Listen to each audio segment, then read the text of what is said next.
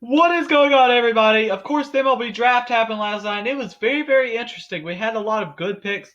We had a lot of interesting picks. Today, I'm going to be ranking every 2022 MLB first round pick from yesterday. Make sure you drop a like on this video, subscribe to the channel, and turn notifications 1 through 30.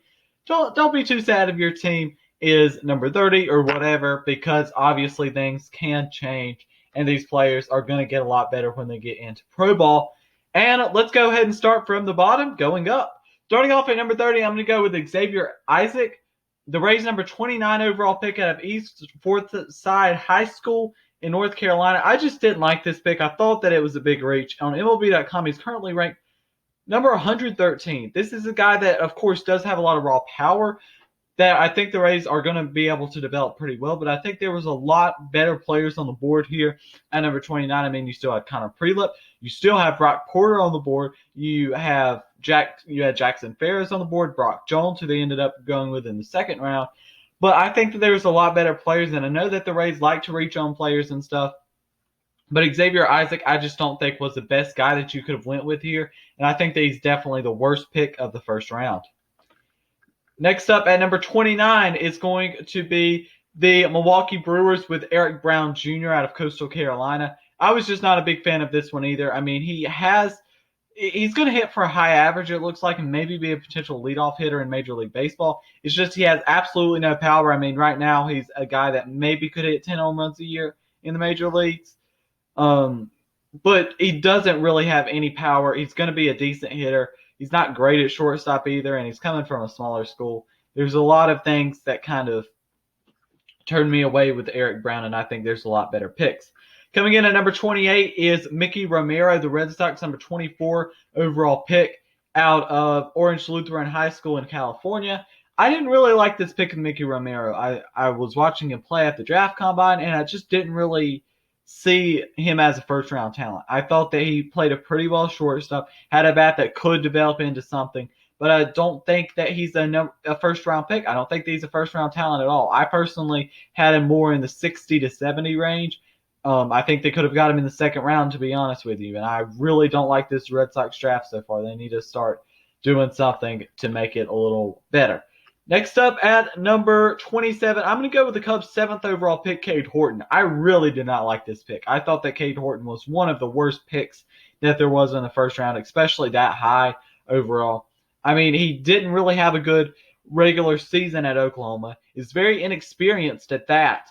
And he had one good College World Series, and now it's number 7 for the Chicago Cubs. This is a big reach of a pick. And the Cubs, they have like a good draft, and then they have a bad draft. And they had a decent draft last year. They selected Jordan Wicks in the first round. And then this year they select Cade Horton. It just really doesn't make sense to me why you would select Cade Horton at number 7. That, in my opinion, is a big reach. I mean, I really had about 60 to 70 players on the radar, and he was like maybe one of those that I was kind of on the radar at 70 with. His control is not that great, and for a guy that throws 97 or 98, that's probably going to be the case. Just not a big fan of Cade Horton and the Chicago Cubs. Next up at number 26, I'm going to go with the Giants' number 30 overall pick, Reggie Crawford, the two-way player out of Connecticut. I really think that Reggie Crawford could be a really solid pick here.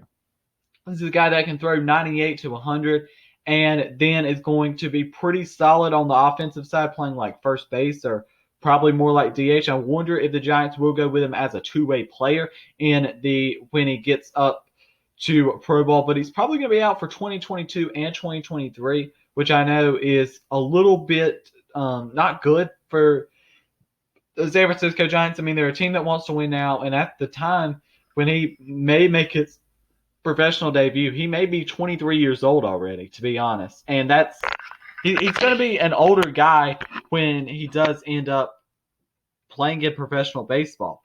Next up at number 25 is Owen Murphy, the Braves' number 20 overall pick. I'm a big fan of Owen Murphy. The Braves like these two-way players, and I think that this is a pretty solid pick, actually. I think that this is a pick with a lot of potential. Now, they drafted him as a pitcher, but he also hit very well. He had a 0.12 ERA in high school last year, along with a 585 batting average. I mean, I think that he legitimately could have been a first rounder, whether he was a pitcher or a third baseman. And I think that they might test his two-way potential and see what they can do with it. But I think that Owen Murphy has a lot of potential, and if he can live up to that potential, he could be a really, really good player. Next up at number 24, I'm going to go with Gabriel Hughes, the Rockies' number 10 overall pick. I'm not a fan of any really pitcher in Coors Field in the first place. It's not a good place for pitchers at all. It's where pitchers go to die, simply. And Gabriel Hughes is not really, he does kind of get a lot of ground balls, but still, I think that Gabriel Hughes is a big reach here. I think that this is a guy that probably should have went late first round. I don't think number 10 overall. No.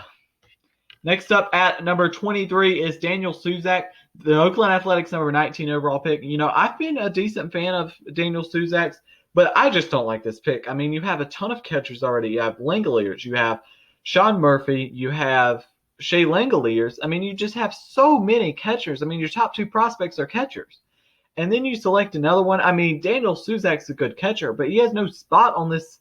It's going to have no spot on this team for the future. And I really just don't like this pick. I think that this is one of the worst things that the Oakland Athletics could have went with. And maybe Cam Collier was their guy if he failed there or whatever. But I really just don't like this pick at number 19. Next up at number 22, I'm going to go with the White Sox number 26 overall pick, Noah Schultz, the left-hander out of Oswego East High School in Illinois. I think that this actually is a pretty good pick for them. It's an upside pick. You really want the upside of him because he's got comparisons to Randy Johnson. It's just a matter of if that's going to happen. And I think it definitely could with Noah Schultz. It's just a matter of developing him correctly. And if the White Sox could do that, you draft sometimes for upside, and that's what the White Sox did, and I like that idea. At number 21 is the Mariners' number 21 overall selection, Cole Young, shortstop out of North Allegheny High School in Pennsylvania.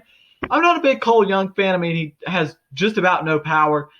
And even though he is very good in the on-base percentage department and the batting average department, he's still not great at all. He definitely could use some work to that power. And maybe they can get him to at least a lot better power because he's going to need a little work power-wise, but he's a decent hitter and could stick at shortstop. At number 20 is the New York Yankees pick Spencer Jones, which I correctly predicted as well. So I got to give myself credit for that. But, Spencer Jones has a similar build to Aaron Judge. It's just a matter if he's going to tap into that potential. And if he does, it's going to be a really scary sight. And this is kind of another one of those Yankees picks. I mean, it just felt like it made sense. It was similar to Aaron Judge, and they've been kind of reaching the last couple drafts, and they kind of did it again. I think that Spencer Jones is more fit as more of a second-round pick, but instead he got selected first round, number 25 overall. I like the potential of this pick. Next up at number 19 is the first Houston Astros pick in a few years, Drew Gilbert, outfielder from Tennessee. I actually think that this is a really good pick for the Houston Astros for a team that didn't have a lot of spending money. I think that they really did it good with Drew Gilbert. He's the guy that's got above average power and is going to be a really solid hitter in the major leagues, and also is going to be a guy that's going to be up quickly and maybe could play center field.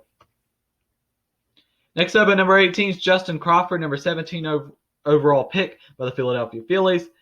I didn't think that Justin Crawford was a great pick. He's very similar to like Cole Young. He just doesn't really have any power, and he was hitting over 500 in his high school season.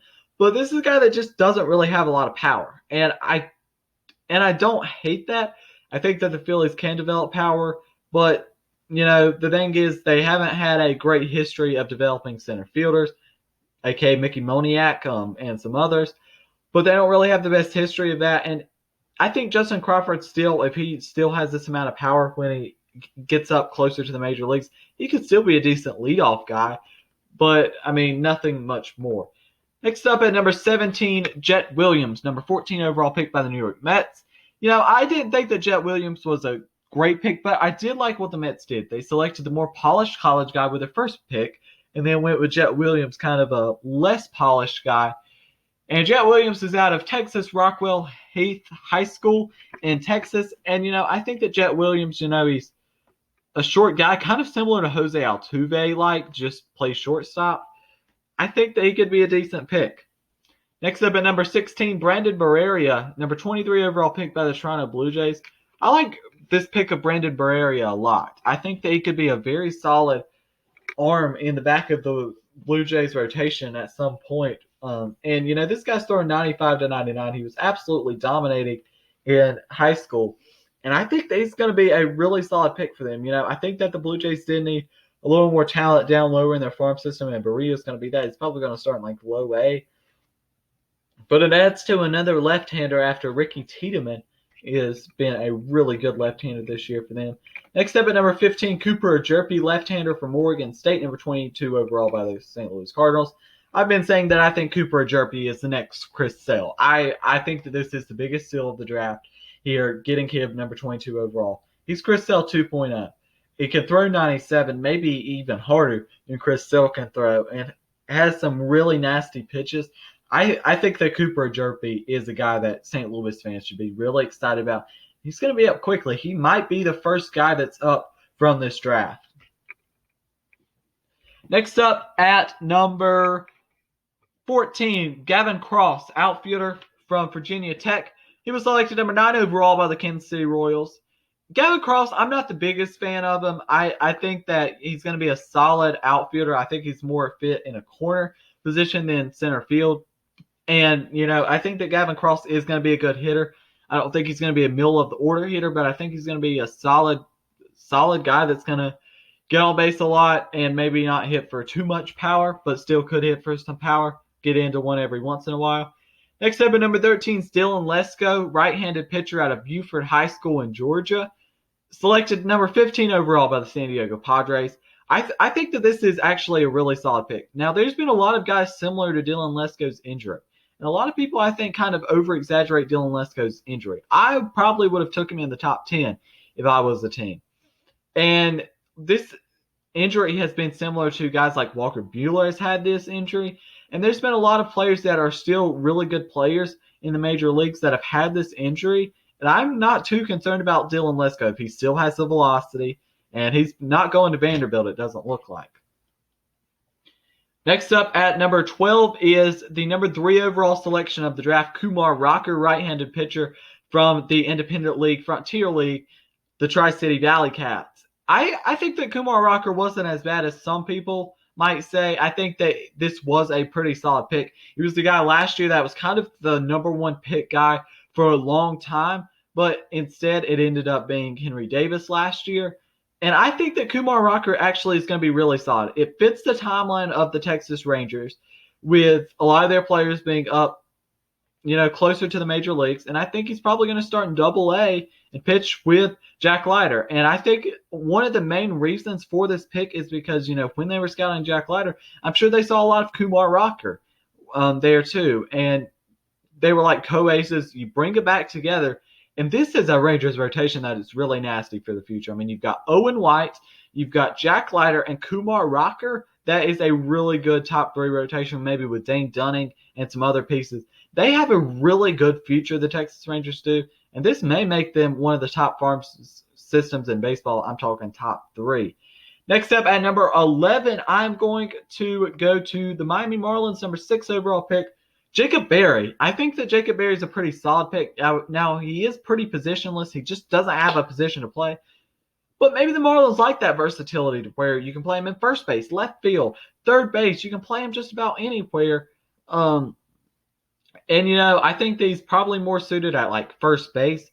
But still, Jacob Berry, you draft him for the bat, and he has a great bat.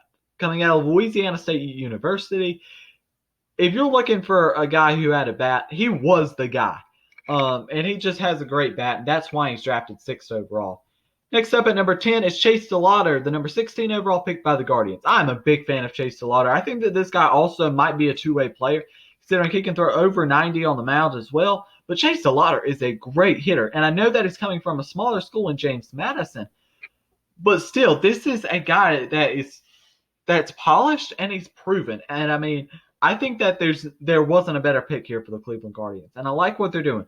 They've went all pitchers since Chase DeLauter. I think they had 3 picks yesterday, and they went all pitchers besides Chase DeLauter. You got the polished guy, and I really like the pick of Chase DeLauter. I'm glad they didn't go another middle infielder type thing. I think that this was a really solid pick, and they still got some good guys in the other rounds. Next up at number 9 is Jace Young, the number 12 overall pick by the Detroit Tigers. I think that Jace Young is very similar to his brother Josh Young. but with more power for sure. I think that Jace Young has tons more power than Josh Young does, and he's probably going to hit 300 too. I mean, he's just simply hit wherever he went, he's hit. And I think that he's probably a second baseman too. I think he can stay there. At number 8, I'm going to go with Zach Neto, the shortstop out of Campbell University, drafted number 13 overall by the Los Angeles Angels. I predicted this one right as well, and I think that this is a really good pick for the Angels. This is a guy that just, once again, hits wherever he goes. Similar to Chase Delauder, though, has played at a smaller school for his college career, but, he's got that underdog mentality, and I think teams like that. He's got that underdog mentality, and he's going to be up pretty quick to the major leagues, probably could be up as soon as 2024.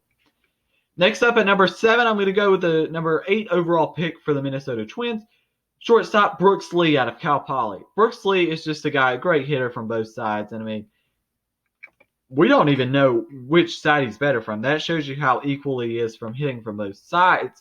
And Brooks Lee simply, this is a good pick by the Minnesota Twins. I think that they've had a really underrated good draft. Next up at number 6 is the Mets' number 11 overall selection, Kevin Parata. This is basically their Kumar Rocker that they got in exchange for not signing Kumar Rocker. And I think he might just be better than Kumar Rocker.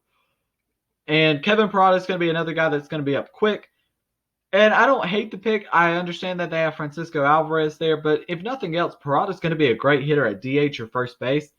And, I think he's going to have to work on framing a little bit. But, yeah.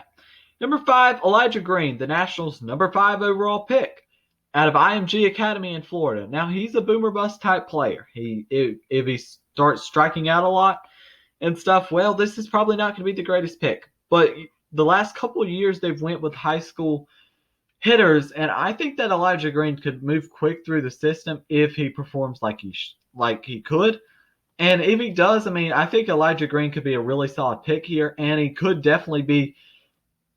If we look back at this in a couple of years, he could be that number 1 guy. Simply, he could. And I think that Elijah Green has that type of potential. It's just a matter if he taps into that potential. Next up at number 4, I think we can all say what's the biggest steal of the first round, Cam Collier, drafted number 18 overall by the Cincinnati Reds. And I am unsure why Cam Collier fell. He's the next Rafael Devers, in my opinion. I don't like to throw a lot of comparisons out there and put pressure on these guys. But Cam Collier, he's going to be up to the majors 19 or 20 years old. And he is young, and the Reds got another steal here. They got Matt McLean last year. It hasn't looked like too much of a steal. But still, I think that Cam Collier is a great, great pick here. And he's going to be up quick to the major leagues, too.